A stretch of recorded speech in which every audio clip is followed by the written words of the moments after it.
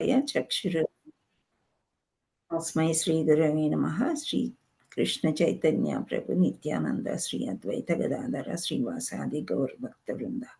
నమో విష్ణుపాదాయ కృష్ణ ప్రేష్టాయ భూతలే శ్రీమతే జయపతాక స్వామి ఇతి నామినే నమాచార్య పదాయ నితాయ కృపా ప్రదాయ గౌరకథ దామదయ నగర గ్రామ తారిణే. నమో విష్ణుపాదాయ కృష్ణ ప్రేష్టాయ భూతలే శ్రీమతే భక్తి వేదాంత స్వామి నీతి నామిని నమస్తే సారస్వతి దేవి గౌరవాణి ప్రచారిణి నిర్విశేష శూన్యవాది పాశ్చాత్య దేశధారిణి. నమో మహా వదన్యాయ కృష్ణ ప్రేమ ప్రదాయతే కృష్ణాయ కృష్ణ చైతన్య నామ్నే గౌరద్విషే నమః. హరే కృష్ణ. श्री श्री राधा मदन मोहन की जय. जगन्नाथ बलदेव सुभद्रा मई की जय. गौर निताय प्रेमानंदे. हरि हरि बोल. हरे Krishna. Thank you all so much for joining.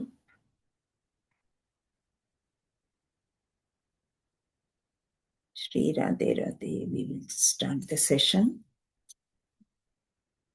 So నిన్న మనం ఎక్కడి వరకు చెప్పుకున్నామా, మీకేమైనా గుర్తుందా? హరే కృష్ణ. ప్రామాణిక గురువు యొక్క యోగ్యత తెలుసుకున్నాము, శిష్యుడు ఎలా ఉండాలి తెలుసుకున్నాము. Very nice. ఎస్. సో ఇక్కడ మనము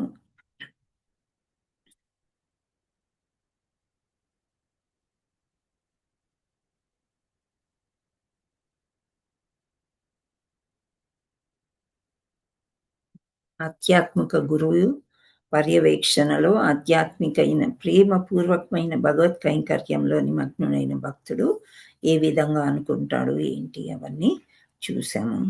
సో నెక్స్ట్ మనకి ఏంటి అంటే, ఇక్కడ ఏం చెప్తున్నారంటే, ఎడారికి సముద్రం అంత నీరు కావాలి, అందులో ఒక్క నీటి బొట్టుని చిలికినచో అది ఎడారికి పాటిది. అట్లే మన భౌతిక హృదయాలు వివిధ వాంఛపూర్ణములై ఉండును. భౌతికమైన సమాజం గాని, మైత్రి గాని, ప్రేమ గాని ఆ వాంఛలను తీర్చజాలవు. సో ఇది మనం చదువుకున్నాం అన్నమాట. సో ఎవరైనా కానీ మనకి ఎటువంటి కోరికలు తీర్చలేరు, కానీ ఎవరు మన కోరికల్ని తీర్చగలుగుతారు?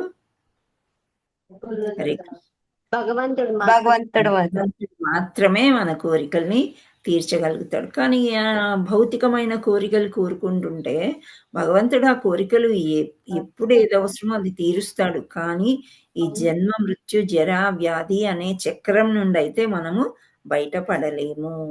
అందుచేత ఆధ్యాత్మికమైన తృప్తి భగవత్ కైంకర్యం ద్వారానే, కృష్ణ చైతన్యం ద్వారానే సాధింప వీలగును అని చదువుకున్నాం మనం. సో నెక్స్ట్, ఆకృతి దాల్చిన వేదాలు ఇంకను ఇట్లా స్తోత్రము చెయ్యసాగెను. అంటే ప్రభు నీవు సచ్చిత్ ఆనంద విగ్రహుడు. ఇంతకుముందు మనం చదువుకున్నాం కదా, చాలాసార్లు చెప్పుకున్నాం సచ్చిత్ ఆనంద అని చెప్పేసి. సత్ అంటే సత్యము, చిత్ అంటే ఎల్లప్పుడూ, ఆనందం అంటే అంతకంటే మించిన ఆనందం ఇంకొకటి లేదు. సో కానీ అభక్తులు అంటే భక్తిలోకి రాని వాళ్ళు ఏదో దర్శనం చేసుకున్నామా, తిన్నామా, ప్రసాదం తీసుకుందామా, వెళ్ళిపోదామా అని ఆలోచిస్తారు. కానీ భక్తుడు అనేవాడు ఆ ఆనందాన్ని చాలా ఎక్కువగా పొందుతూ ఉంటాడనమాట. భగవంతుడి విగ్రహానికి భగవంతుడికి తేడా లేదు. నిజమైన భగవంతుడు ప్రత్యక్షమైతే కూడా అసలైన భగవంతుడు ఆ విగ్రహాన్ని నేను ఇన్ని రోజులుగా పూజ చేస్తున్నాను, విగ్రహంలోనే నేను దేవుణ్ణి చూసుకుంటానని అసలైన దేవుడు వచ్చినా చూడరంట. సో ఆ విధంగా మరి భాగవతం భగవద్గీతలో కూడా భగవంతుడే అని చెప్తారు. భాగవతం చదివినా కానీ భగవంతుడినే కనుక్కున్నట్టు, భగవంతుడినే ప్రేమిస్తున్నట్టు, భగవంతుడినే పూజిస్తున్నట్టు. సో ఆ విధంగా ఇక్కడ నీవు సచ్చిత్ ఆనంద విగ్రహుడు అని చెప్తున్నారు. నిత్యానంద రూపమైన జ్ఞానం కలవాడు, జీవులన్నీ నీలో అంశాలే కావున వాని సహజ స్థితి నిన్ను గూర్చిన పరిపూర్ణ చైతన్యం కలిగి ఉండుట. సో జీవులన్నీ కూడా వీళ్ళే దేవుడి యొక్క అంశాలే అని చెప్పుకున్నాం, మనం తెలుసుకున్నాం. భగవంతుడు భగవద్గీతలో చెప్పాడు, మమైవాంశో జీవలోకే అన్నారు. అంటే ఆయన యొక్క అంశాలు అయినప్పటికీ కూడా మనము ఆయననే మర్చిపోతూ ఉంటాం అన్నమాట. సో ఆయన సచ్చిత్ ఆనందము, మళ్ళీ అన్ని జీవుల్లో నీవే ఉంటావు, అన్ని జీవుల్లో పరిపూర్ణ చైతన్యాన్ని నీవే కలిగిస్తావు అని ఇక్కడ వేదమూర్తులు స్తుతి చేస్తున్నారంటే స్తుతి చేయడం అంటే జ్ఞాపకం చేసుకోవడము, కృష్ణుడి యొక్క లీలలు తలుచుకోవడము, గ్లోరిఫై చేయడం. గ్లోరిఫై అంటే మెచ్చుకోవడము, పొగడ్డం అన్నమాట. మనం ఈ భజన, కీర్తన ఇవన్నీ ఎందుకు చేస్తున్నాము? కృష్ణ కృష్ణ కృష్ణ కృష్ణ అంటూ కేకలేస్తున్నాం అన్నమాట. మమ్మల్ని నీ దగ్గరికి తీసుకెళ్ళు, మేము చేసిన తప్పులు క్షమించు, మేము గోలోకానికి వచ్చేస్తాము, మాకు ఇక్కడ బాగోలేదు అని చెప్పడమే కృష్ణుణ్ణి పొగడ్డం అంటే. సో కృష్ణ చైతన్యం గల భక్తుడు సాంసారిక జీవనం పట్ల, భోగభాగ్యాల పట్ల అనాసక్తుడిగా ఉండును. నిన్న మనం ఇదే డిస్కస్ చేసాం. ఎవరికైనా అనాసక్తి ఏర్పడుతుందా అంటే తప్పకుండా ఏర్పడుతుంది. ఈ భక్తిలోకి, క్లాసుల్లోకి వచ్చిన తర్వాత మాకు కొంత భౌతిక కోరికలు తగ్గుతున్నాయి అని చెప్తున్నారు. సో తగ్గడం వల్ల ఏంటి అంటే అక్కడ మన ఖర్చులు కూడా తగ్గుతున్నాయి. మీరు గమనించండి, ఖర్చులు తగ్గినప్పుడు ఆ యొక్క ధనము మనని ధనవంతుల్ని చేస్తుంది. అంటే ఆ ధనము మనము భగవంతుడికి ఇవ్వమని చెప్పడు భగవంతుడు. కానీ మనకి ఇవ్వడం మన ఆలోచనలాగా ఉండాలన్నమాట. మనకి ఎంత ఖర్చు తగ్గితే అంత భగవంతుడికే ఇచ్చేయాలన్నమాట. ఇస్తూ ఉంటే ఇంక మనకి కొదవ అనేది ఉండదు. ఇది సరిపోదు అనేదే మన జీవితంలో ఉండదన్నమాట. సో శరీర అవసరాలకి సరిపోయినంత లభించినచో అతనికి చాలును. అంతే కదా! భక్తుడికి ఈ శరీరాన్ని పోషించుకోవడానికి, శరీరానికి బట్టలు తొడుక్కోవడానికి, నివాసం అంటే ఉండడానికి ఒక ఇల్లు, ఇవి ఉంటే చాలు. మళ్ళీ ఎక్కువగా అవసరం లేదు అని భక్తుడు అనుకుంటాడనమాట. సో ఇంద్రియ తర్పణం విషయమై అతనికి ఇంకా ఎట్టి ఆసక్తి ఉండదు. ఒక కారు కొనుక్కుందామా, ఒక బస్సు కొనుక్కుందామా, ఒక విమానం కొనుక్కుందామా. అదే మామూలుగా అయితే భక్తిలోకి రాకముందు కారు తర్వాత పెద్ద కారు, పెద్ద కారు తర్వాత ఒక విమానమో, ఒక హెలికాప్టరో ఉంటే బాగుండు అనే ఆలోచనలు కూడా వస్తూ ఉంటాయన్నమాట. సో మానవ జీవితంలో పరిపూర్ణత జ్ఞానం పైన, వైరాగ్యం పైన ఆధారపడి ఉండదు.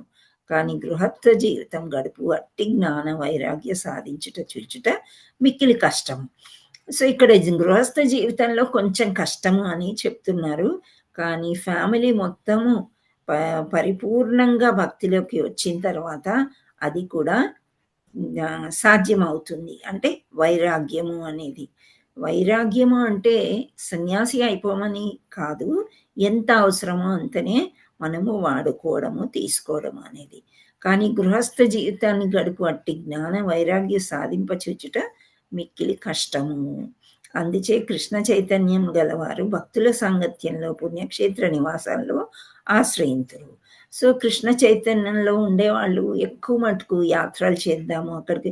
కానీ మన ఉద్యోగ రీత్యా ఇక్కడ ఉండవలసి వస్తే ఇక్కడే ఉండాలి. మన బిజినెస్, మన ఇల్లు. కానీ కొందరు ఏం చేస్తారంటే మొత్తం ఫ్యామిలీ భక్తిలోకి వచ్చిన తర్వాత అక్కడ బృందావన్ లేకపోతే మాయాపూర్ ఇక్కడ ఈ ధామ్లో సెటిల్ అవుదాము అని చూస్తారనమాట. సో ఈ అంతకంటే ముందు కూడా చాలా మంది మీరు గమనించారో లేదో కాశీలో చనిపోతే మంచిది అని అనుకుంటారు. అవునా? మీకెవరైనా దొరికారా అట్లాంటి వాళ్ళు? కనిపించారా? ఆ మాట వినేవాళ్ళం. కానీ మాకు తెలిసిన వాళ్ళు ఏంటంటే కాశీలో ఇల్లు తీసుకుని ఉండి ఎన్నో ఏళ్ళు ఉన్నా కానీ అక్కడ దేహము వదలలేకపోయారనమాట. ఇంకా పూర్తిగా దేహము శుష్కించిపోయిన తర్వాత తప్పకుండా ఎవరిదో ఒక ఆశ్రయం తీసుకోవాలి. సో ఆమె అయితే వాళ్ళ తమ్ముడి ఇంటికి వచ్చి ఆమెకు తెలిసిపోయిన తర్వాత ఇంకా ఆమె వాళ్ళ ఇంట్లోనే దేహం వదిలిందనమాట. అలా తెలుసు. ఎన్ని సంవత్సరాల నుంచో ఆవిడ అక్కడే ఉండేవారు. మళ్ళీ కొద్ది రోజులు వచ్చేవారు, మళ్ళీ వెళ్ళేవారు, వచ్చేవారు, వెళ్ళేవారు. సో ఇదంతా భగవంతుడి కైంకర్యం వల్ల జరుగుతుంది. కానీ మనం అక్కడే. కానీ కొందరు మంచి భక్తులు, దివ్యమైన భక్తులు ఏంటంటే ఇంకా అక్కడే సెటిల్ అయిపోయి అక్కడే ఉంటారు ఫ్యామిలీతో సహా. ఉదాహరణకి చెప్పాలంటే మనము హిస్ గ్రేస్ వరదకృష్ణ ప్రభు మాయాపూర్లో సెటిల్ అయ్యారు. ఆయన సేవలు అందిస్తుంటారు. హైదరాబాద్లో సేవలు అందిస్తారు, బెంగళూరులో సేవలు అందిస్తూ ఉంటారు. కానీ ఇల్లు వాకిలి అంతా కూడా అక్కడ ఏర్పరచుకున్నారు. ఇక్కడ ఏ పనులు లేనప్పుడు అక్కడికి వెళ్ళి మాయాపూర్ ధామ్లో ఉంటారనమాట. అదేవిధంగా బృందావన్, మీరు ఈ సాంగ్స్ పాడతారు కదా, మాధవ బ్యాండ్ విన్నారా మీరు? Songs yes Mataji. చాలా బావుంటాయి. మీరు వినండి. వాళ్ళిద్దరూ గూడా స్టూడెంట్స్ లాగా ఉన్నప్పుడు నే ఈ కృష్ణ చైతన్యంలోకి రమ్మంటే అతను మాధవ ఉన్నాడు కదా! వాళ్ళని నేను బృందావన్ వెళ్ళినప్పుడు చూసానక్కడ. సో, అతను మంచి సింగర్ అనమాట. కానీ దేవుడి కోసం పాడమంటే లేదు. 16 మాలలు చేయమంటే లేదు. నాకు గనక ఏదో ఒక పోటీలో నెగ్గితే నేను మొత్తం కృష్ణ చైతన్యంకొస్తాను అని అనుకున్నాడంట. సో, ఎలాగైతేమి ఆయన నెగ్గాడు. ఇప్పుడు కృష్ణుడి పాటలు తప్ప వేరే పాటలు పాడరు. వాళ్ళు రకరకాల నాటకాలేస్తారు, డ్రామాలేస్తారు. పిల్లల్ని గూడా చక్కగా తీర్చిదిద్దుతారు. వాళ్ళ కొడుకు గూడా ఇప్పుడు మంచిగా పాటలు పాడేస్తాడు, మృదంగం వాయిస్తాడు. మళ్ళా వాళ్ళది కొంత గ్యాంగుంది. వాళ్ళందరూ కలిసి ఉంటారనమాట. అండ్ వీళ్ళు చూడండి ఎంత మోడర్న్ పిల్లలు బీటెక్కో, ఎంటెక్కో చదువుతున్నప్పుడు ఇలా జరిగింది. వాళ్ళు మళ్ళీ ఆ అమ్మాయిని పెళ్లి చేసుకున్నాడు. ఆ అమ్మాయి సింగర్ కాకపోయినా సింగర్‌ని చేశాడు. ఆ తర్వాత ఇప్పుడు వాళ్ళు మొత్తం world singers only in Krishna consciousness అనమాట. సో, వాళ్ళు బృందావనంలో ఉంటారు. రోజు ఇస్కాన్‌కొస్తారనమాట. సో, మనం ఇస్కాన్‌కి వెళ్ళినప్పుడు ఆ సమయంలో వాళ్ళొస్తే వాళ్ళని కలవచ్చు. సో, ఆ విధంగా సెటిలయిపోయారు. వాళ్ళు చిన్నప్పుడే మంచిగా వాళ్ళకి జ్ఞానం వచ్చేసింది. రకరకాల షూటింగ్స్ చేస్తూ ఉంటారు. మాయాపూర్ వెళ్తారు. ఎక్కడ ఎవ్వరు పిలిస్తే వాళ్ళ దగ్గరికి వెళ్తారు. మనం పిలిస్తే గూడా వస్తారనమాట పాటలు పాడడానికి. ఆఫ్‌కోర్స్ వాళ్ళకేదో డొనేషన్ అట్లాంటివి ఇవ్వాలి. Maybe they are very costly నాకు తెలియదది. కానీ వాళ్ళ పాటలు చాలా బాగుంటాయన్నమాట. అంటే వాళ్ళక్కడ సెటిలయిపోయారు.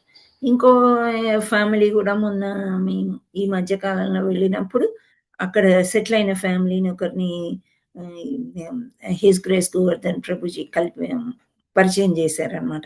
వాళ్ళు గూడా అంతే. వాళ్ళు ఎలా అంటే అసలు హైదరాబాద్‌లోనో ఎక్కడో ఎక్కడో ఉండేవారు వాళ్ళు. వాళ్ళ కొడుకుకి ఏమైంది ఏదో యాక్సిడెంట్‌లో కాలు పోయింది. ఒక కాలే ఉంటది. సో, అసలు ఏం చేయగలుగుతారు ఆయన పూర్తిగా తొడ వరకు కొట్టేశారు. యాక్సిడెంట్ ఏదో అయింది. అయితే ఇంక వాళ్ళు కొంచెం బాగైనా సరే మేము బృందావన్‌కెళ్ళిపోతామని ఒక అపార్ట్‌మెంట్ నిర్మించుకున్నారక్కడ. ఒక ఇల్లుని గుడి చేసుకున్నారు. ఇక్కడి నుంచి వెళ్ళిన వాళ్ళందరికీ సహాయం చేస్తుంటారు. ఒక అమ్మాయి, ఒక అబ్బాయి గిరి ప్రదక్షిణ చేస్తూ అంటే గోవర్ధన గిరి ప్రదక్షిణ ప్రతిరోజు చేస్తారంట వాళ్ళు చూడండి. సో, ఇంత భక్తులంటే వాళ్ళ ఇల్లు చూస్తే అసలు మెస్మరైజింగ్ అంటాం గదా! ఆ విధంగా అన్నమాట. వాళ్ళక్కడ సెటిల్ అయిపోయారింక. సో, అంటే ఆ భక్తి ఎప్పుడు ఎలా వస్తుంది అనేది మనం చెప్పలేను. అంటే వాళ్ళు భక్తిలోనే ఉంటూ గూడా వాళ్ళు సంపాదన గురించి ఆలోచించలేదన్నమాట. మాకిది భగవంతుడే అన్నీ చూసుకుంటాడు అని. అంత నమ్మకంతోని అలా. ఇలా కొందరు మన లైఫ్‌లో వాళ్ళని చూస్తూ ఉంటే ఆశ్చర్యమేస్తారు. సో, ఇక్కడ పాయింట్ ఇచ్చారనమాట. కృష్ణ చైతన్యం గలవారు భక్తుల సాంగత్యం గాని, పుణ్యక్షేత్ర నివాసాన్ని గాని ఆశ్రయింతురు. సో, మనం గిరి ప్రదక్షిణ అక్కడ గోవర్ధన గిరి ప్రదక్షిణ చేసేటప్పుడు చాలా మంది ఉంటారు. అక్కడే సెటిల్ అయిపోయిన వాళ్ళు. ఇంకేముంది వాళ్ళకి ఫ్రీ ప్రసాదం దొరుకుతుంది. ఏ చెట్టు కిందో, ఎక్కడో షెడ్స్ ఉంటాయి. సత్రాలుంటాయి. అక్కడే ఉండిపోతారు. మాయాపూర్‌లో గూడా చూసాను నేను. ఒక ఫ్యామిలీ నాకు ఎదురయ్యారు. ఇద్దరు భార్యాభర్తలు. అయితే వాళ్ళు మాయాపూర్ చూద్దామని వచ్చారంట. 2 ఇయర్స్ బిఫోర్. అంటే లాస్ట్ ఇయర్ మేము ఇనిషియేషన్‌కి వెళ్ళినప్పుడు వాళ్ళు కలిస్తే చెప్పారనమాట. సో, 2 ఇయర్స్ అయిపోయింది మేమిక్కడొచ్చి. వెళ్ళబుద్ధి అవ్వట్లేదు ఇంటికి. ఇంక మేమిక్కడే ఉండిపోతాము అని జెప్పేసి వాళ్ళక్కడ ఇద్దరు భార్యాభర్తలు ఉండిపోయారనమాట. సో, ఆ విధంగా భక్తి లోపల నుంచి ఎప్పుడొస్తుంది, భగవంతుడు ఎలా కరుణిస్తాడో మనకు తెలియదు. కానీ మనం చేస్తూనే ఉండాలనమాట. భక్తి చేయడం అంటే ఇదే ఏమంటారు చాంటింగ్ చేయటము, పుస్తకాలు చదవడం, సత్సాంగత్యంలో ఉండడము ఇదే. ఇంకా మనం మామూలుగా ఇస్కాన్ టెంపుల్స్‌కి వెళ్తే గనక పొద్దున్నుంచి రాత్రి వరకు గూడా ఏదో ఒక ప్రోగ్రామ్స్ ఉంటాయి. మార్నింగ్ మంగళారతి, ఆ తర్వాత శృంగారారతి ఉంటుంది. తర్వాత భాగవతం చెప్తారు. అదయిపోయిన తర్వాత చక్కగా భోజనం పెడతారు.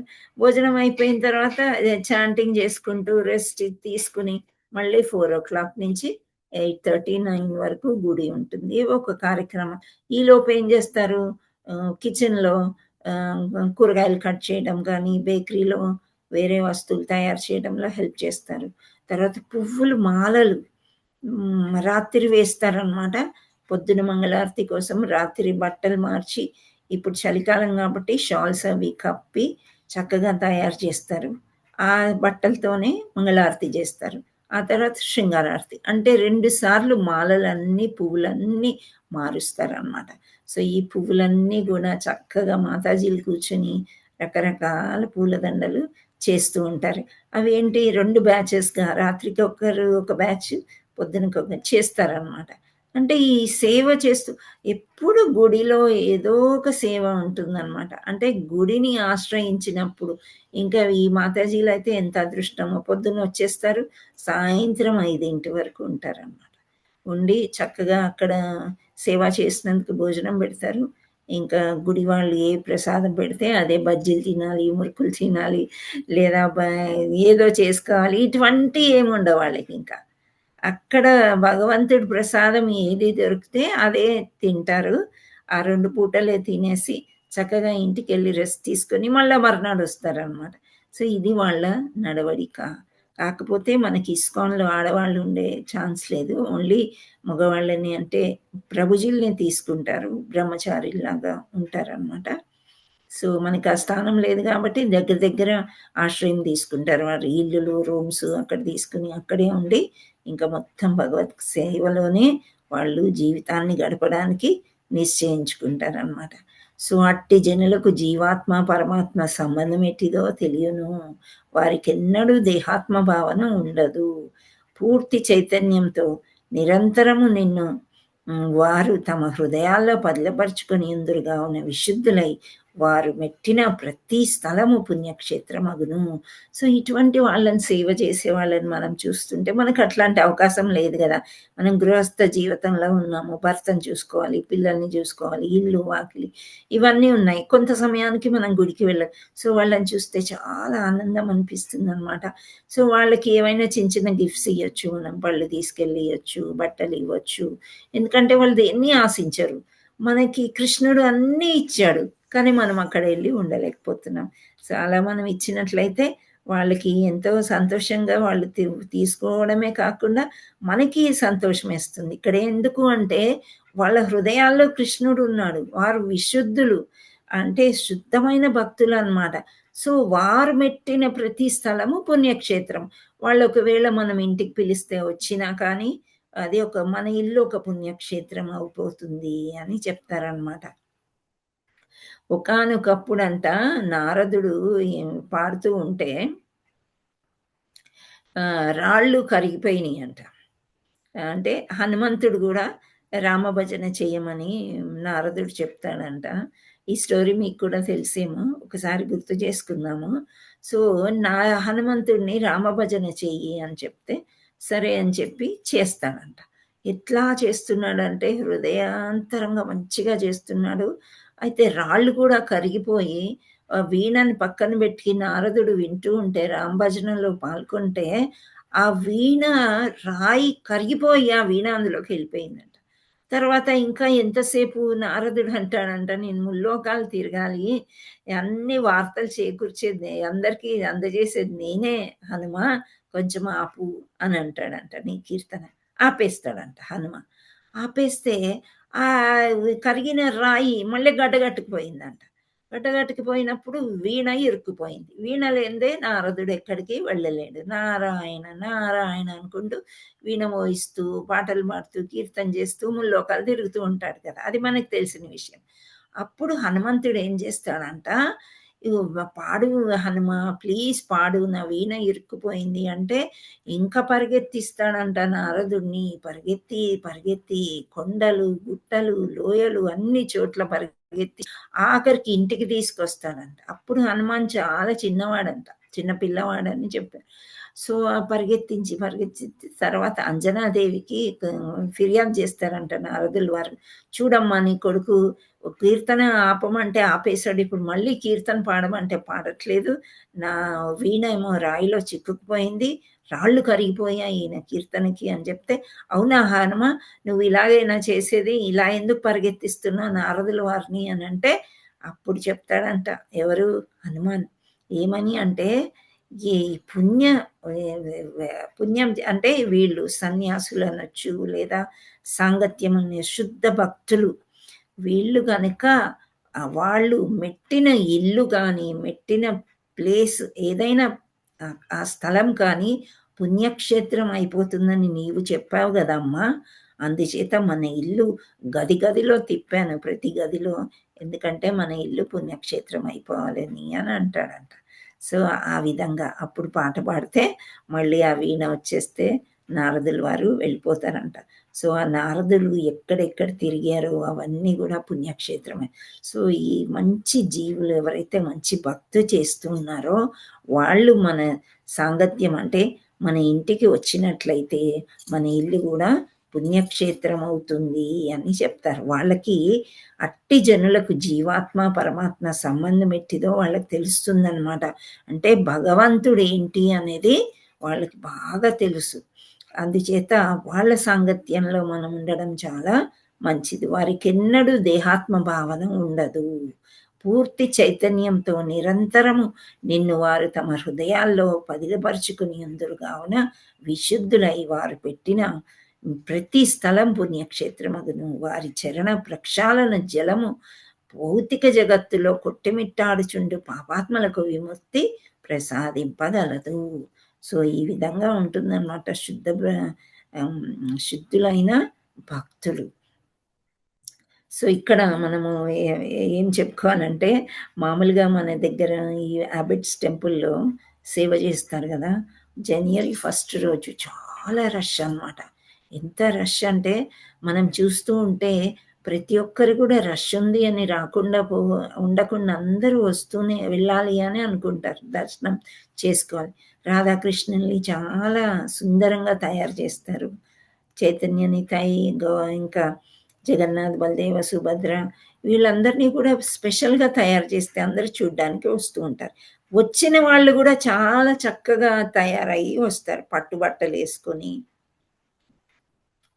పువ్వులను అలంకరించుకొని, ఆడవాళ్ళైతే జుట్లు చక్కగా వేసుకొని, రకరకాలుగా బట్టలు వేసుకొని వస్తారు.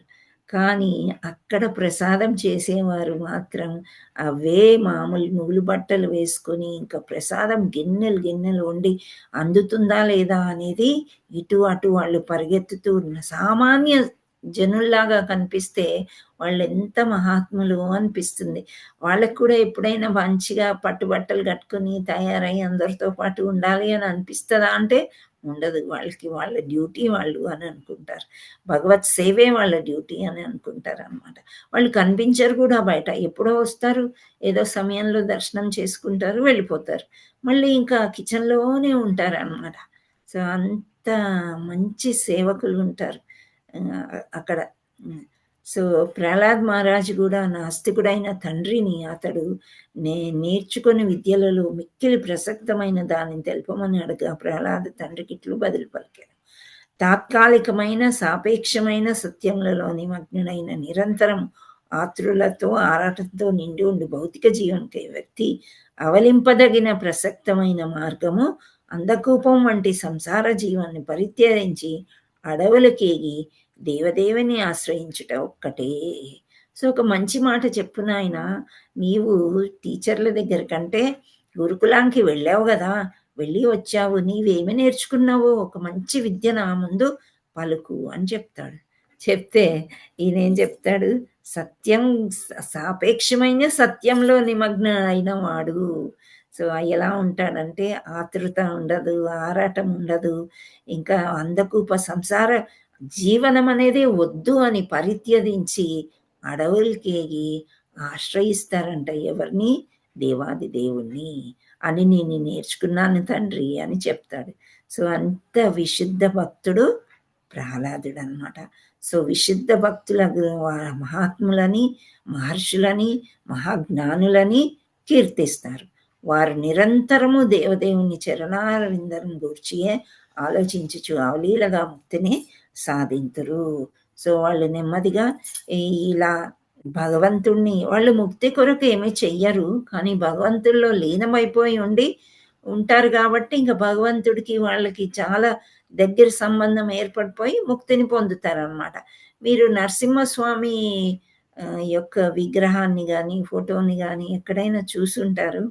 కొన్ని చోట్ల లక్ష్మీ నరసింహ స్వామి విగ్రహాలుంటాయి. కానీ చిన్న ప్రహ్లాద్ గూడా పక్కనుంటారు. మీరేమైనా గమనించారా? మాయాపూర్‌లోనైతే ప్రహ్లాద్ ఉంటాడు.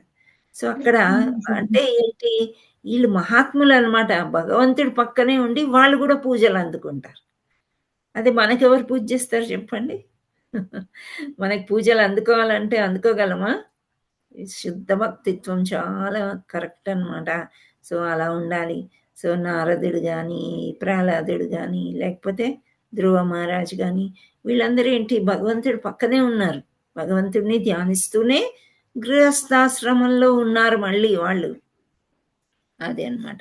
సో, నిరంతరము అట్టి స్థితిలో ఉండు పరమభక్తులు దేవదేవుని శక్తులిచ్చే ప్రభావితులై తమను ఆశ్రయించు ఇతర భక్తులను కూడా మోక్షమొసంగ సమర్థులగుదురు. సో, ఎప్పుడైతే భగవంతుడికి ఫేవరెట్ అయిపోతారో, ఇప్పుడు టీచర్‌కి ఒక స్టూడెంట్ చాలా ఫేవరెట్ అయిపోయిందనుకోండి. ఎందుకయిపోద్ది ఫేవరెట్? టీచర్ చెప్పిన మాట వింటదనమాట. అటెండెన్స్ తీసుకోమ్మా అంటే, ఓకే. అటెండెన్స్ తీసుకుంటారు. నేను లేనంత సేపు క్లాస్ సైలెంట్‌గా చూసుకో అంటే చూసుకుంటారు. అమ్మ ఈ పద్యం అప్పజెప్పించుకో అందరి చేత అంటే అప్పజెప్పించుకుంటారు. వాళ్ళు లీడర్‌లయిపోతారనమాట ఇంకా. సో, ఎప్పుడైతే ఈ ప్రభావితులైనప్పుడు ఎవరు భక్తులు, భక్తులు ఇతర భక్తులను కూడా వాళ్ళు మోక్షాన్ని వశంగా సమర్థులగుదురు. అంటే మనం గురువుని కాకుండా గురు భక్తులను కూడా ఆశ్రయించవచ్చు.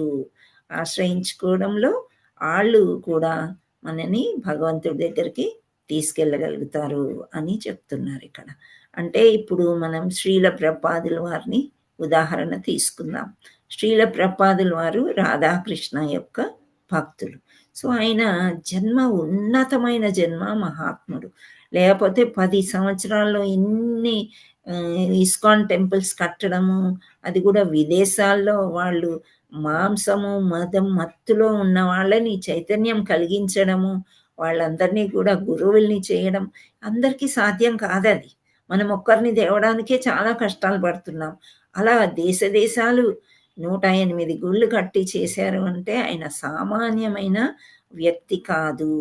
సో, ఆయన పాదాలు పట్టుకుంటే గూడా మనకి మోక్షమొస్తుంది. ఆయన ఎందుకు చాలా గురువుల్ని చేసేశారు తొందరగా అంటే కృష్ణ చైతన్యం బాగా స్ప్రెడ్ అవ్వాలని చెప్పి. సో, ఆ గురువు యొక్క పాదాలు పట్టుకుంటే కూడా ఓకే. సో, ఆ గురువులు దూరంగా ఉన్నారు.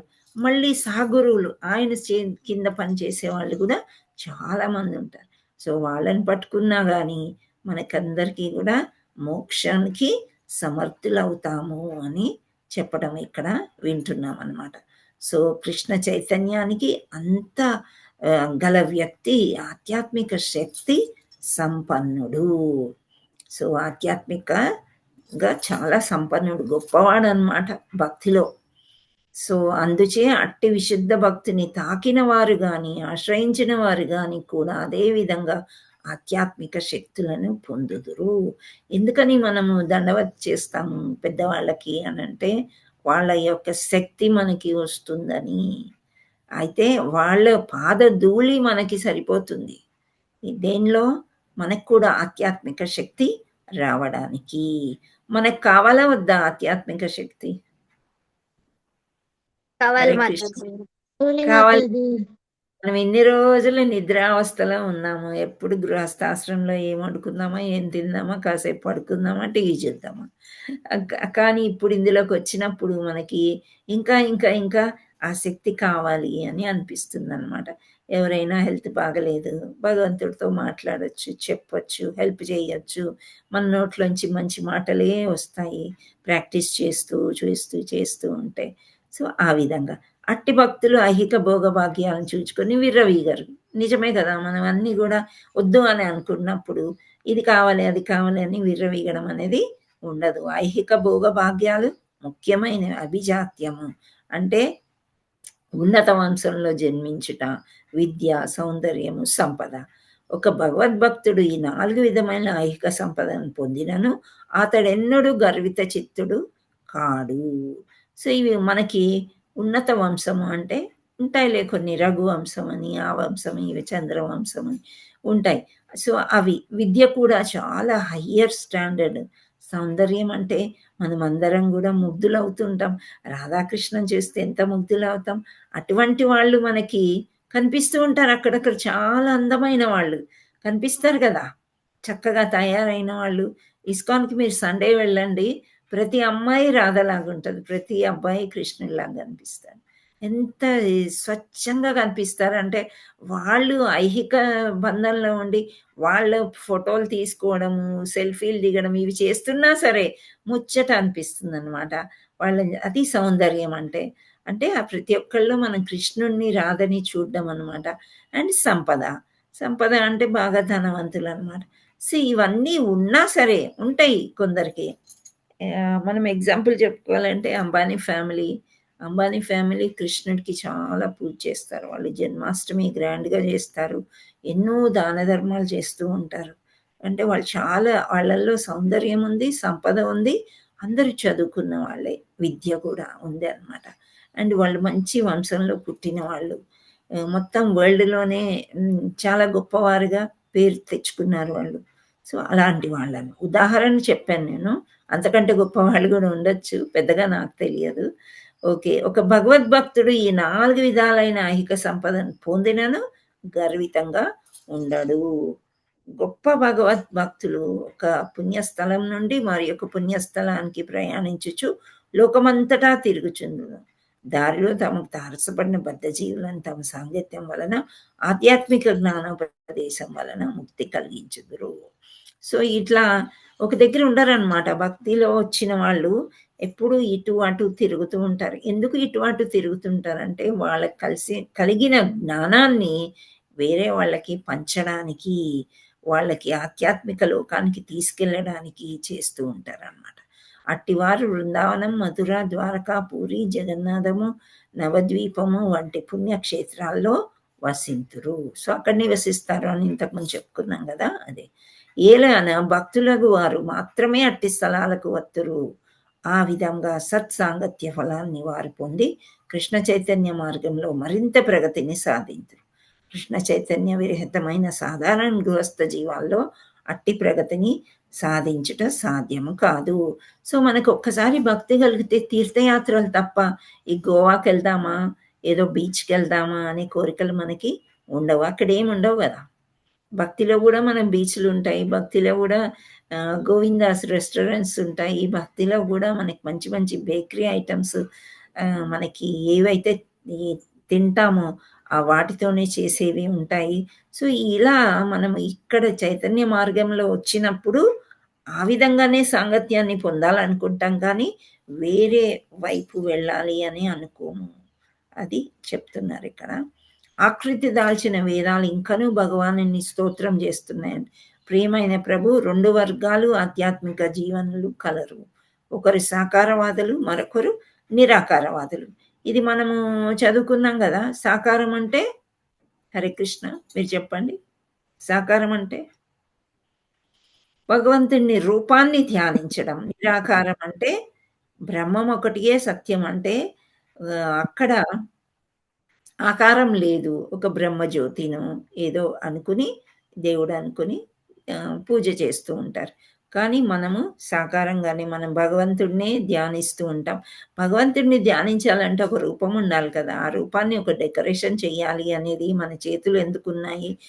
ఒక భోజనం పెట్టాలి. ఇవన్నీ అంటేనే భక్తుడికి, కృష్ణకి ప్రేమ పెరుగుతుందనమాట.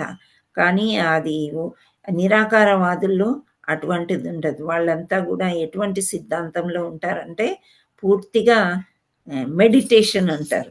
ఏదో మెడిటేషన్ చేసుకుంటూ ఏదో లోకానికి వెళ్ళిపోయాము, వచ్చాము అనే దీంట్లోనే వాళ్ళు ఉంటారనమాట.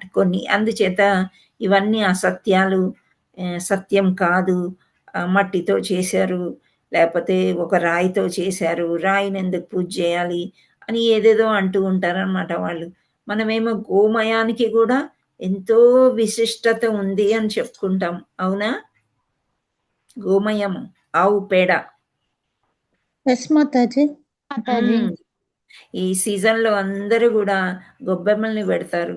ఆ గొబ్బెమ్మల్ని తీసి మళ్ళా పిడకలు జేస్తారు. ఆ పిడకలు కాల్చి రథసప్తమి రోజు చక్కగా పాలు పొంగిస్తారు, అందులో పరమాణం చేసి సూర్య భగవానుడికి పెడతారు. అవునా కదా? అంటే ఏంటి? ఇదంతా పవిత్రత కోసం అన్నమాట. ఇవన్నీ మనం ప్రతి దాంట్లో కూడా జీవం చూస్తూ ఉంటాం. కానీ ఈ నిరాకారవాదులు ఆ విధంగా ఉండరనమాట. సో, దేహం నుండి ఏంటి, అదేంటి, ఇదేంటి అనేది వాళ్ళకి. సో, మాయావాదులు దార్శికుల సిద్ధాంతం, అసురుల సిద్ధాంతం అని భగవద్గీతలో చెప్పబడింది. అసత్యం సుప్రతిష్టంతే జగదాహురీశ్వరం అని భగవద్గీత 16.8 మీరెవరైనా తీయండి, తీసి చదవడానికి ప్రయత్నం చేయండి. ఓపెన్ చేయండి 16.8. దీంట్లో భగవంతుడు ఏం చెప్తున్నాడంటే, భౌతిక జగత్తును గూర్చిన అసురుల భావన ఏమనగా ఈ జగత్తంత్వం మిథ్య అని. అంటే మిథ్య అంటే మనము ఏమని చెప్పుకున్నామంటే, లేనిది ఉన్నట్లు, ఉన్నది లేనట్లు భ్రమలో ఉండడం అన్నమాట మిథ్య అంటే. సో, కేవలం ద్రవ్యం యొక్క అంతర ప్రతిచర్య వల్లనే ఈ జగత్తు ఉత్పత్తి అవుచున్నది. దీనికొక నియామకుడు లేడని అసురులు భావింతురు. సో, ఇంకా భగవంతుడి మీద నమ్మకం లేనప్పుడు ఈ ప్రకృతి దానంతట అదే ఎట్లా వస్తది? అదొక క్వెషన్ మార్కే గదా! సో, ఆ ద్రవ్యము అనేది ఏదో ఒక ద్రవ్యం ఉంది, నీరుంది, దానిలోంచే అన్నీ పుడతాయి అని వీళ్ళనుకుంటారు అని చెప్తున్నారు. 16.8 తీశారా అమ్మా? హరే కృష్ణ. ఎస్, తీస్తే తీసాం మాతాజీ. హ్యాండ్ రైజ్ చేయండి. మనీషా మాతాజీ చదివించండి. 16.8. బబిత మాతాజీ అన్మ్యూట్ చేసుకోండి. ఫస్ట్ మాతాజీయే తీస్తున్నారా రోజు? మాతాజీ. హరే కృష్ణ. అసత్యం అప్రతిష్టం తే ఆ, జగదాహురనీశ్వరం ఉమ్. అపరస్పర సంభూతం కిమన్యత్ కామహైతుకం. హరి బోల్. అనువాదం చదవండి.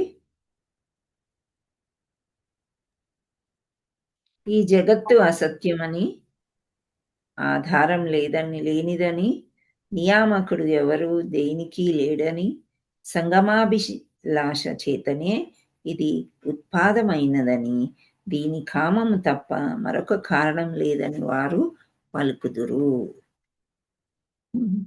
భగవంతుడే చెప్తున్నాడు అనమాట, నిరాకారవాదులు ఎట్లా ఉంటారు అని చెప్పేసి. ఇదంతా అసత్యము, బై నేచర్ ఏమి అంటే భగవంతుడు ఏమీ చేయలేదు, ఇద్దరు సాంగత్యం వల్లనే పిల్లలు పుడతారు. సో అని వేరే దానికి కామ ప్రేరకమే ఒక రీజన్, కామం వల్లే ఇదంతా జగత్తు నడుస్తుంది అని వాళ్ళు చెప్తారు అని అంటున్నారు అనమాట. హరే కృష్ణ. ఇంకెవరైనా చదువుతారా? నేను చదువుతా మాతాజీ. చదవండి. అసత్యం అప్రతిష్టం తే జగదాహురనీశ్వరం అపరస్పర సంభూతం కిమన్యత్ కామహైతుకం. హరి బోల్. అనువాదం చదవండి. ఆధారం లేకుండా నియంత్రించే భగవంతుడు లేకుండా ఈ జగత్తు అసత్యమైనట్టిదని వారు అంటారు. మైదున కోరిక వలననే ఇది తయారైందని, కామము తప్ప దీనికి వేరే కారణమే లేదని వారు పలుకుతారు. అంటే కామమే లేకపోతే ఈ జగత్తు అనేది ఏర్పడదు అనేది వాళ్ళు అలా నమ్ముతారు అని అంటున్నారు అన్నమాట. అని ఎవరి భావన అంటే అసురుల భావన. అసురులు అలా అంటే భగవంతుడిని నమ్మరు కదా, అలా అనుకుంటారు అని భగవంతుడు 16వ అధ్యాయంలో 8వ శ్లోకంలో ఈ విధంగా చెప్పారనమాట. ఓకే. భౌతిక జగత్తును గూర్చిన అసురుల భావన ఏమనగా ఈ జగత్తంతయు మిథ్య, కేవలము ద్రవ్యం యొక్క అంతర ప్రతిచర్య వల్లనే ఈ జగత్తు ఉత్పత్తి అగుచున్నదని, దీనికి ఒక నియామకుడు లేడని అసురులు భావింతురు. కానీ అది వాస్తవం కాదు. భగవద్గీత 7.4 తీయండి. 7.4లో 7వ అధ్యాయంలో పృథ్వీ, ఆపస్సు, వాయువు, తేజస్సు, ఆకాశం 5 స్థూల భూతాలు, మనసు, బుద్ధి, అహంకారం అని 3 సూక్ష్మభూతాలు, ఈ 8 శక్తులు దేవదేవుని చెందిన విడివడి శక్తులు అని తెలియచున్నది. ఈ పరాశక్తికి అతీతంగా స్వామికి పరాశక్తి అని ఆధ్యాత్మిక శక్తి కలదు. ఆ శక్తియే జీవాత్మల రూపంన అభివ్యక్తమగుచున్నది. సో ఇక్కడ మనకి ప్రూఫ్ వస్తుందన్నమాట. 7వ అధ్యాయంలో ఏం చెప్తున్నారంటే, మనకి పంచభూతాల చేతనే ఈ శరీరము అనేది ఏర్పడింది. పంచభూతాలే కాకుండా మనస్సు, బుద్ధి, అహంకారం కూడా ఒక ఆత్మలో నుంచి ఇంకో ఆత్మకి వస్తాయి కాబట్టి, ఇంకో దేహంలోనికి వస్తాయి కాబట్టి ఆత్మతో పాటు ఇవన్నీ కూడా భగవంతుడి నుండే ఉత్పన్నమైనవి అని చెప్తున్నారు. తీసారమ్మా 7.4? వేరే వాళ్ళు కూడా కొంచెం యాక్టివ్గా పార్టిసిపేట్ చేయడానికి చూడండి. భగవద్గీత ఎస్ మాతాజీ. చదవనా ఏం- మాతాజీ? 4 చదవండి. 4th 7th chapter 4th. Hare Krishna Mataji. భూమి హరే. రాపోనలో వాయుక్కం మనో బుద్ధిరేవచ అహంకార ఇతీయం మే భిన్న ప్రకృతి రష్టదా. హరే కృష్ణ మాతాజీ. అనువాదం. చదవనా మాతాజీ? భూమి, జలము, అగ్ని, భూమి, జలము, అగ్ని, వాయువు, ఆకాశము, మనస్సు, బుద్ధి మరియు అహంకారము అను ఈ 8 అంశముల సముదాయాన్ని నా భిన్న ప్రకృతి అనబడును. అది భగవంతుడే చెప్తున్నాడు. ఇది ఈ ప్రకృతి ఎక్కడి నుండో వచ్చింది కాదు, నాది, నా భిన్న ప్రకృతి అని చెప్తున్నారన్నమాట. సో 16 పాయింట్లో అసురులు ఏమన్నారు? లేదు, ఒక ద్రవ్య రూపంలో ఒక సాంగత్యంతోనే ఇవన్నీ వస్తున్నాయి అని చెప్తారు, కామ ప్రేరికమైన చర్యల వల్ల. కానీ భగవంతుడు ఏం చెప్తున్నాడంటే ఇవన్నీ కూడా అంటే పంచభూతాలు అండ్ మనస్సు, అహంకారం, బుద్ధి కూడా నా వల్లనే వస్తుంది అని చెప్తున్నాడు. ఓకే, ఇంకెవరైనా చదువుతారా? హరే కృష్ణ నేను మాతాజీ. చదువుతాను మాతాజీ.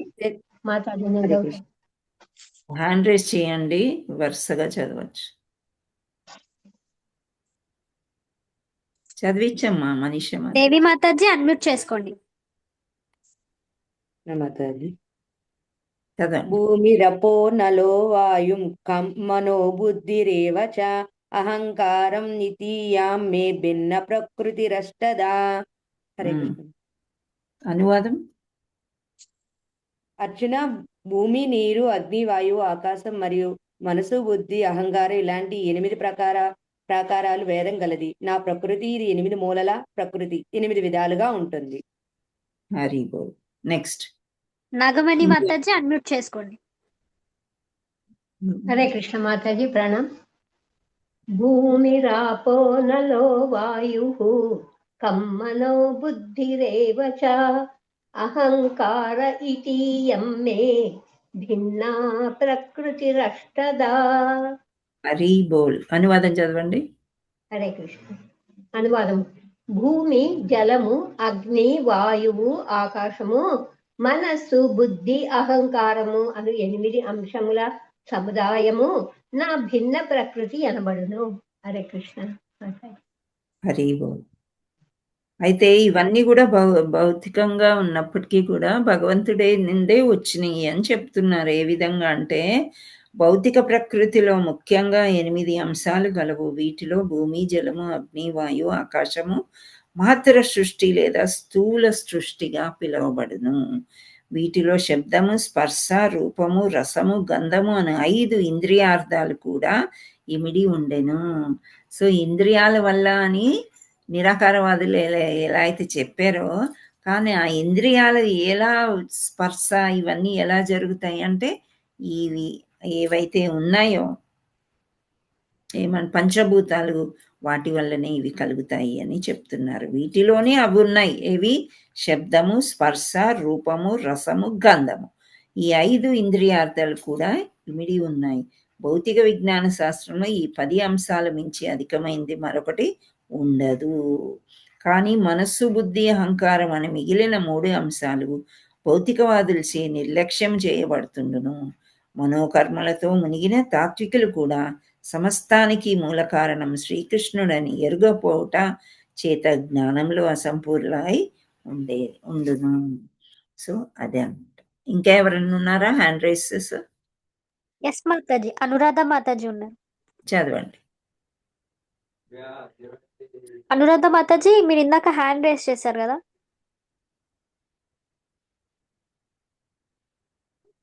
భూమిరాపో నలో వాయు కమ్మనో బుద్ధిరేవ చ అహంకార ఇతీయమ్మే భిన్న ప్రకృతి అష్టదః. భూమి, జలము, అగ్ని, వాయువు, ఆకాశము, మనస్సు, బుద్ధి మరియు అహంకారము అను ఈ 8 అంశముల సముదాయమే నా భిన్న ప్రకృతి అనబడును. హరే కృష్ణ హరి మాతాజీ. హరి బోల్. Thank you. సో ఇదన్నమాట. సో ఇక్కడ మనస్సు, బుద్ధి, అహంకారం అనే 3 సూక్ష్మభూతాలు కూడా 8 శక్తులు దేవాది దేవుడికి చెందినవి అని మనము తెలుసుకోవాలి. ఈ అపరాశక్తి అతీతంగా స్వామి పరాశక్తి అనే ఆధ్యాత్మిక శక్తి కలదు. ఆ శక్తియే జీవాత్మల రూపంలో అభివ్యక్తమగుచున్నది. జీవులందరూ దేవదేవుని పరాశక్తి రూపాలుగా అంగీకరించబడుచున్నారు. భౌతిక జగత్తంతయు ఈ అపరాశక్తుల సమ్మేళంచే ఏర్పడుచున్నది. ఈ శక్తులకన్నిటికీ ప్రభావ స్థానము దేవాది దేవుడు. హరే కృష్ణ.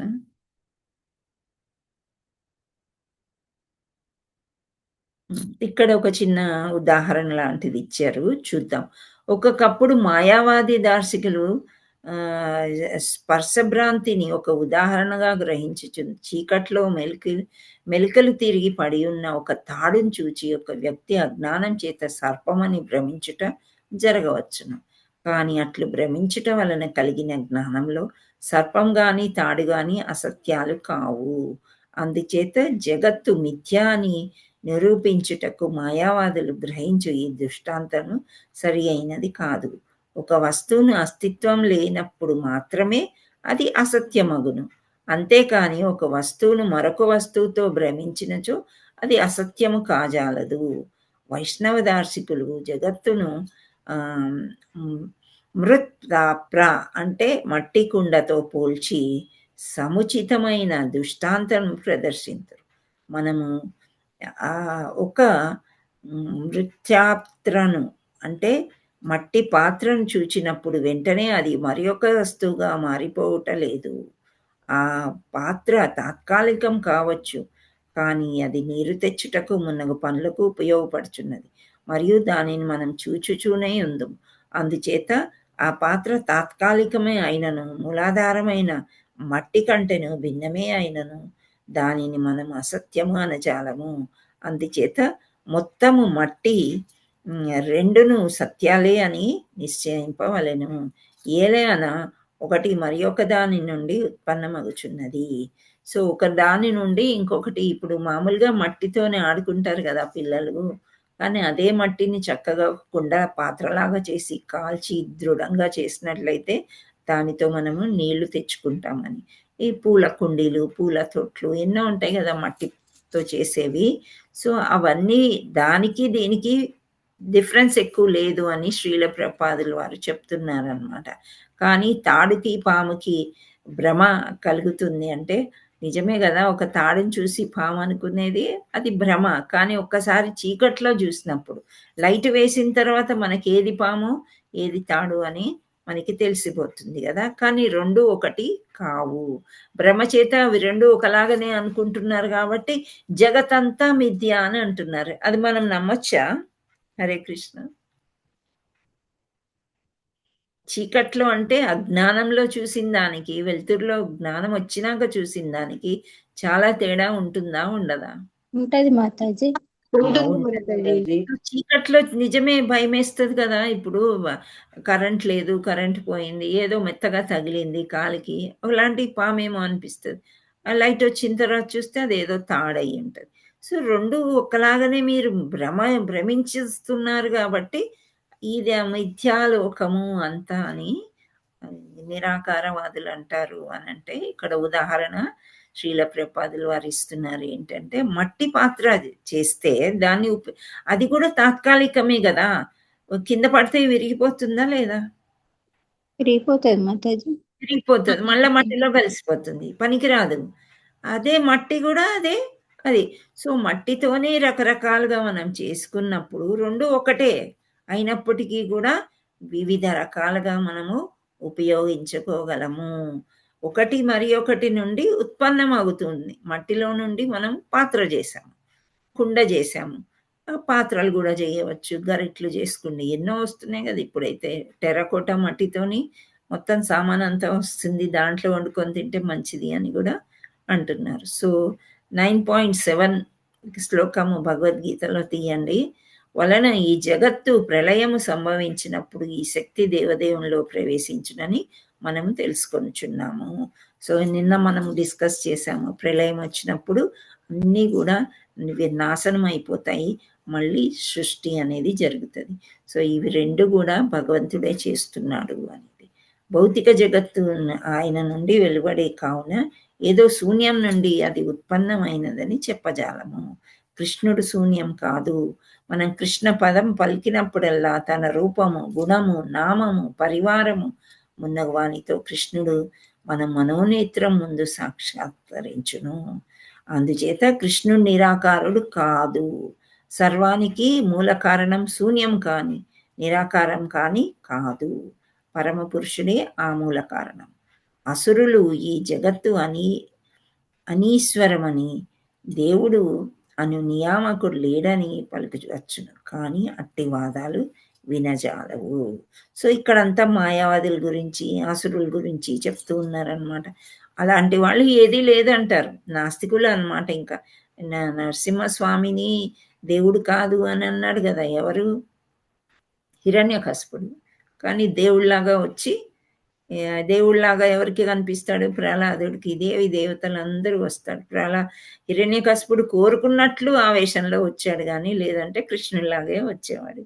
సో కృష్ణుడే వాస్తవము, ఆయనే దేవాది దేవుడు అని మనం ఇక్కడ తెలుసుకోవాలన్నమాట. సో మనం ఏం శ్లోకం చదవాలనుకున్నాము? 9.7 చదవండి. బబితా మాతాజీ. హరే కృష్ణ మాతాజీ. చదవండి. సర్వభూతాని కౌంతేయ ప్రకృతిం యాంతి మామికాం కల్పక్షయే పునస్తాని కల్పాదౌ విసృజామ్యహం. హరి బోల్. అనువాదం చదవండి. అనువాదం. ఓ కుంతిపుత్ర, కల్పాంతములో సమస్త భౌతిక సృష్టులు నా ప్రకృతిలో ప్రవేశిస్తాయి. వేరొక కల్పారంభంలో నా శక్తిచే నేనే వాటిని తిరిగి సృష్టిస్తాను. ఎవ్రీ కల్పం అంటే ఒక యూనివర్స్ పుట్టినప్పుడు సృష్టి జరుగుతుంది, తర్వాత వినాశనం అయిపోతుంది అని చెప్తున్నాను. హరే కృష్ణ. హరే కృష్ణ.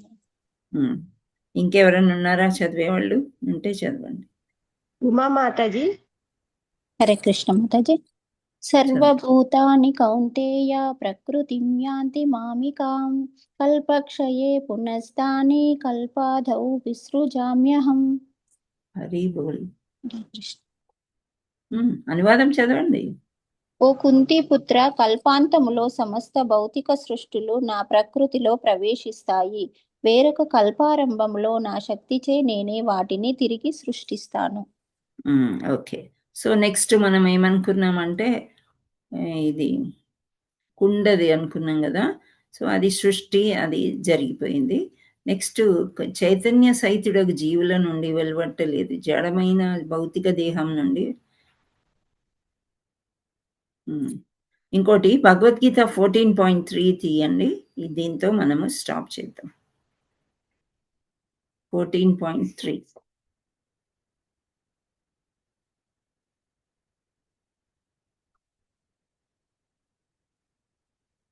తీసారా?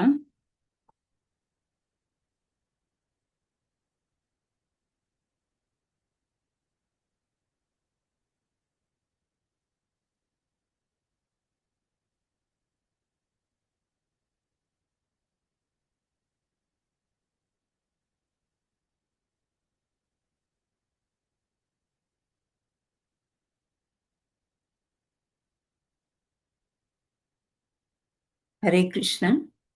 తీసాం మాతాజీ. హరే కృష్ణ. చదవండి, మీరు చదవండి. ఎవరు తీస్తే హరే కృష్ణ మాత.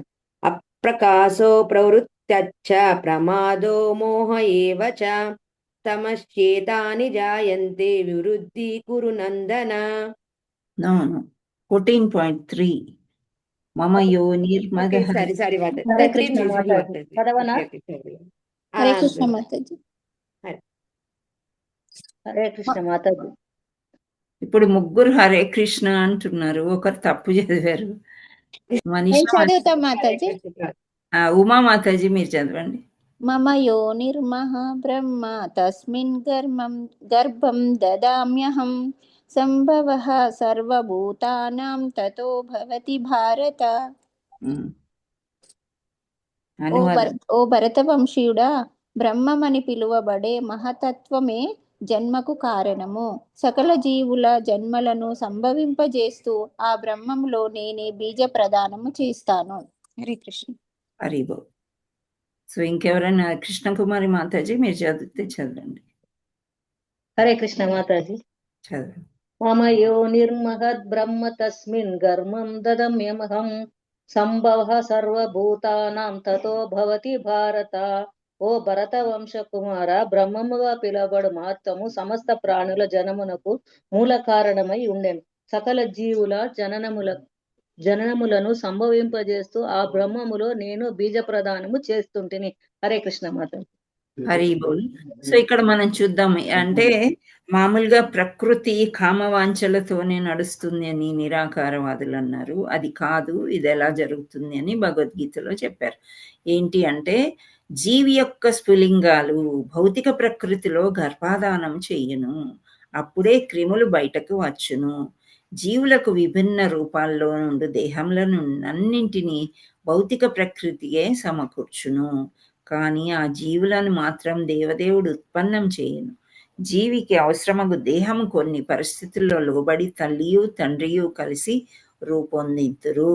జీవి తన వివిధ వాంఛలకు అనుగుణంగా ఒక దేహం నుండి మరొక దేహానికి ప్రయాణించుచుండును. సూక్ష్మదేహంలో ఆ వాంఛలు మనస్సు అహంకారం జీవుని వెన్నంటి ఉండి ఒక జీవి ఒకానొక ప్రత్యేక విధమైన భౌతిక యోనిలో నిక్షేపింపబడును. అప్పుడు ఆ జీవి అట్టి భౌతిక దేహంనే కల్పించుకొనును. అందుచేత జీవాత్మ జడ పదార్థం నుండి ఉత్పన్నమగుట లేదు. ఈశ్వరేచ్ఛ వలన ఒకానొక ప్రత్యేక విధమైన దేహంను స్వీకరించుచున్నది. మన అనుభవం అనుసరించి ఈ భౌతిక జగత్తు చిత్ అచిత్ పదార్థముల సమ్మేళనం. చిత్ అచిత్తును నడుపుచున్నది. చిత్ అచిత్ అంటే జడ పదార్థము, జీవాత్మ, దేవదేవుని విభిన్న శక్తులు. ఈ రెండు శక్తులు పరతత్వం నుండి ఉత్పన్నులైనవే గనక అవి సత్యములు, యథార్థములు, మిథ్య కావు. జీవాత్మ పరబ్రహ్మలో ఒక అంశ కనుక అది నిత్యము, శాశ్వతము. అవునా కాదా? జీవాత్మ అంటే ఆత్మ నిత్యము, శాశ్వతము. అందుచే దానికి జనన మరణ ప్రసక్తియే లేదు. జనన మరణాలు భౌతికమైన దేహ సంపర్కం వల్లనే దానికి సంభవించుచున్నది. వేదంలోని సర్వం కిలిద్వం బ్రహ్మ అను వాక్యమునకు అర్థము ఈ రెండు శక్తులు పరబ్రహ్మ నుండియే ఉత్పన్నమగుచున్నాయి. కనుక మనము నిత్యము అనుభవించు సర్వమును పరబ్రహ్మ స్వరూపమే.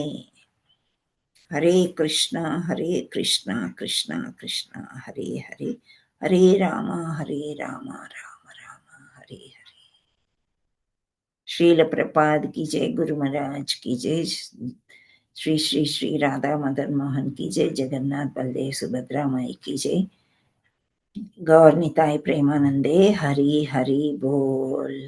All glories to assembled devotees. Hare Krishna. All glories to assembled devotees. Hare Krishna. All glories to assembled devotees. Hare Krishna. Thank you all so much. మీకేమన్నా డౌట్లు ఉన్నాయా? లాస్ట్ పాయింట్ అర్థమైందా?